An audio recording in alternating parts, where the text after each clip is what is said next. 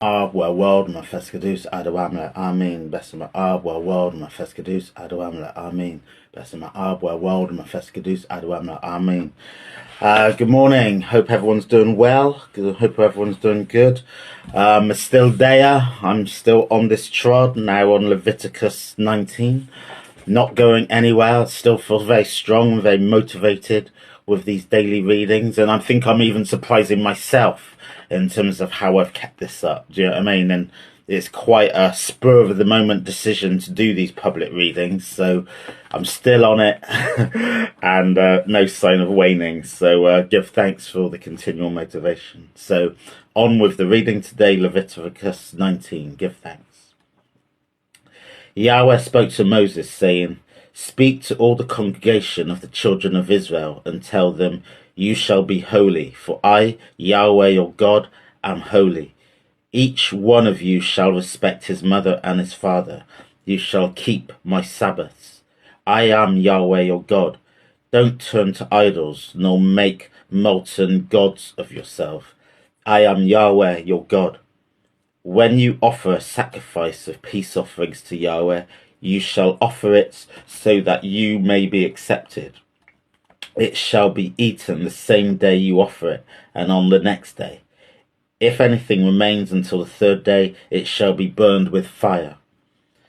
If it is eaten at all on the third day, it is an abomination, it will not be accepted. But everyone who eats of it shall bear his iniquity, because he has profaned the holy thing of Yahweh, and that soul shall be cut out from his people. When you reap the harvest of your land, you shall not wholly reap the corners of your field, neither shall you gather the gleanings of your harvest. You shall not glean your vineyard, neither shall you gather the fallen grapes of your vineyard. You shall leave them for the poor and for the foreigner. I am Yahweh your God.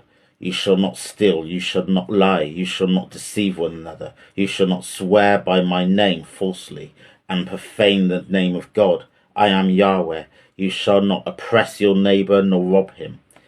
The wages of a hired servant shall not remain with you all night until morning. You shall not curse the deaf. You shall not put a stumbling block before the blind, but you shall fear your God Yahweh.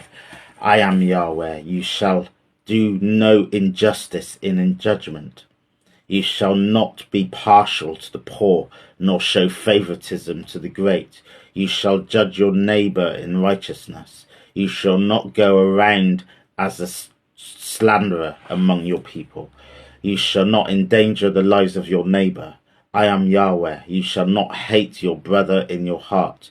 You shall not rebuke your neighbor, and not bear sin because of him. You shall not take revenge, nor bear any grudge against the children of your people, but you shall love your neighbor as yourself. I am Yahweh. You shall keep my statutes. You shall not crossbreed different kinds of animals. You shall not sow your field with two kinds of seed. Don't wear a garment made of two kinds of material. If a man lies carnally with a woman who is a slave girl, pledged to be married to another man, and not ransomed to give her freedom, they shall be punished. They shall not be put to death because she was not free. He shall bring his trespass offering to Yahweh to the door of the tent of meeting, even a ram for a trespass offering. The priest shall make atonement for him with the ram of the trespass offering before Yahweh for his sin which he has committed, and the sin which he has committed shall be forgiven him. When you come into the land and have planted all kinds of trees for food, then you shall count their fruit as forbidden.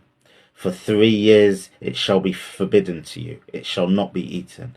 But in the 4th year all of its fruit shall be holy, for giving praise to Yahweh. In the 5th year you shall eat its fruit, and you may yield its increase to you. I am Yahweh your God. You shall not eat any meat with the blood still in it. You shall not use enchantments, nor practice sorcery. You shall not cut the hair on the sides of your head, or clip the edges of your beard. You shall not make any cuttings in your flesh for the dead, nor tattoo any marks on you. I am Yahweh. Don't profane your daughter to make her a prostitute, lest the land fall to prostitution, and the land became full of wickedness.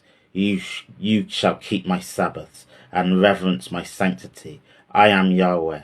Don't turn to those who are mediums, nor to the wizards. Don't seek them out to be defiled by them. I am Yahweh your God. You shall rise up before the grey head of honour, the face of the elderly. You shall fear your God. I am Yahweh. If a stranger lives as a foreigner with you in your land, you shall do him no wrong. The stranger who lives as a foreigner with you, to be with you as a native born son among you, and native born daughter among you, and you shall love him as yourself, for you lived as a foreigner in the land of Egypt. I am Yahweh your God. You shall not do unrighteousness in judgment, in measures of length, of height, or of quantity. You should have just balances, just weights, a just ephah, a just hin. I am Yahweh your God, who brought you out of the land of Egypt. You shall observe all my statutes and all my ordinances and do them. I am Yahweh. For these few words I give thanks, blessed love. So yeah, this chapter in many respects is a recap of many of the laws that have come before in Exodus and earlier in Leviticus, and there's a bit of a summary, and they cut across there's some of the laws here that are in the Ten Commandments. Some of the laws are from other parts of Leviticus and Exodus. And it's kind of a reminder, it's keeping people on track, it's reminding people what it means to be holy. As you can probably glean from here, and I won't go into all of them, some of these laws are still seen to be adhered to today in different iterations. Others have kind of, not lasted the test of time and have become more kind of prevalent in today's society. And yeah, it's kind of God setting those boundaries. There's different things in here that people would argue about, because it talks about you shall not make any cuttings in your flesh for the dead, nor tattoo any marks on you, and that gets interpreted as, you shouldn't tattoo in commemoration of the dead. But as we know, tattoos very prevalent in today's society, and it is one of those things that have become a bit more of a grey area, where there's certain traditions that are kept by certain communities than others that are not. Like, for the example, the Ethiopian Orthodox Church don't adhere to the not cutting the hair rule, but then there's other things in here that they would adhere to. Going back to the tattooing, because tattooing is very prevalent in Ethiopia. Many Orthodox Christians have tattoos of the cross on their hands and on their faces. Empress Menen herself had cross tattoos on her hand. So the tattoo rule, even though many would say that actually that's cut and dried, actually culturally, different practices have taken up these things in different ways. It's down to interpretation at the end of the day, lots of these different things. So yeah, a recap summary, ripe for discussion, ripe for reasoning, and you'll never get to the end result of yet that and no, not that, because it's such a fluid kind of conversation.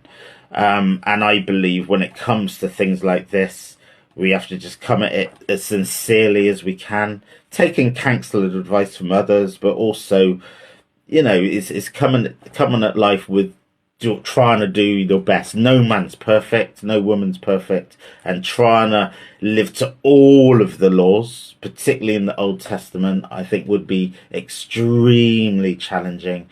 And I don't even believe, like ultra-Orthodox Jewish community would be adhering to every single statute that it has laid out in the Old Testament, but that's my challenge. Maybe they are, but I don't believe so. I think there's still going to be things in here that have been adopted and other things that haven't been. When you get in Ethiopia, you have the holy men, the Batawi. They live in the hills and very much kind of a hermit kind of existence, and on those kind of levels, do you know what I mean? Who's to say? This isn't me judging, I'm just trying to say that actually I think there's a practicality when it comes to all of the rules. If all the rules were laid out that are in the Bible, one after the other, going through from the Old Testament to the New Testament, I think it'd be extremely challenging to find someone that adheres to every single one of them. Do you know what I mean? Maybe that job's been done already.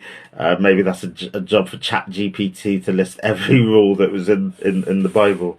But yeah, but I also think, would we drive ourselves crazy if we tried to live up to those standards? Do you know what I mean? And this isn't me excusing any sin or cutting corners, but it's just about actually doing our best, being practical, but also at the same time not giving ourselves a really hard time and getting into that kind of Catholic guilt realm when we fall short, because that way lies the path of madness, I believe. So just come at life sincerely, as best as you can, as honest as we can. But we also ask for forgiveness because we know that we will fall short, because that is the human way, really. So I'll end there. Might see it as a bit of a cop-out reasoning, but I believe it's just an honest reasoning that many would relate to. But yeah, so be it. So blessed love, give thanks, and God willing, more tomorrow. Yet a breath for cure. Blessed love.